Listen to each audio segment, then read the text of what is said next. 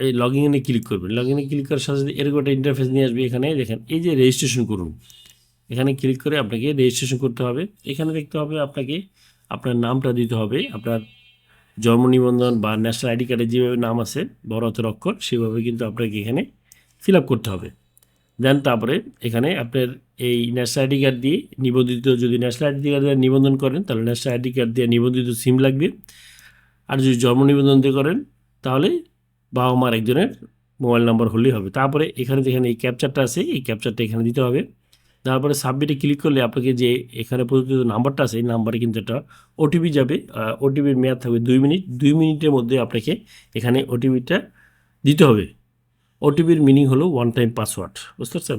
দেন তারপরে আপনাকে দেওয়ার পরে পাসওয়ার্ডের ঘরে নিয়ে যাওয়া হবে। পাসওয়ার্ড সেট করার ক্ষেত্রে সেটা বলি 4টার সংমিশ্রণে আপনাকে পাসওয়ার্ড সেট করতে হবে। সেটা হলো বড় হাতের অক্ষর, ছোট হাতের অক্ষর, সিম্বল এবং সংখ্যার সংমিশ্রণে আপনাকে পাসওয়ার্ডটা সেট করতে হবে।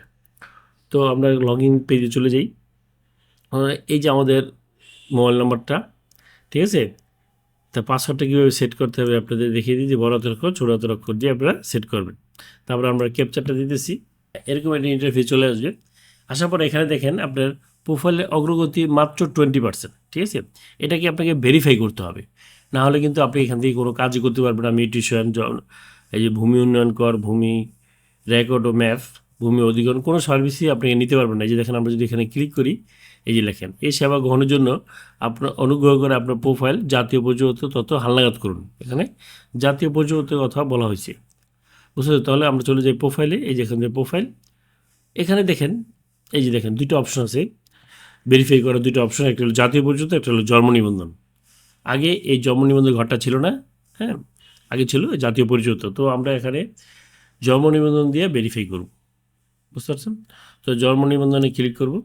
ক্লিক করার সাথে সাথে এখানে জন্ম নিবন্ধনের যে সদর সংখ্যার নাম্বারটা আছে সেটা আমরা এখানে লিখব, বুঝতে পারছেন? এখন এটা প্রক্রিয়াধীন আছে, তার মানে এখনও প্রপারলি চালু হয়নি, সেই জন্য এটা ভেরিফাই হচ্ছে না। এই দেখেন ভেরিফাই হয়ে গেছে, যাচাই হয়ে গেছে অন্তত 3বার।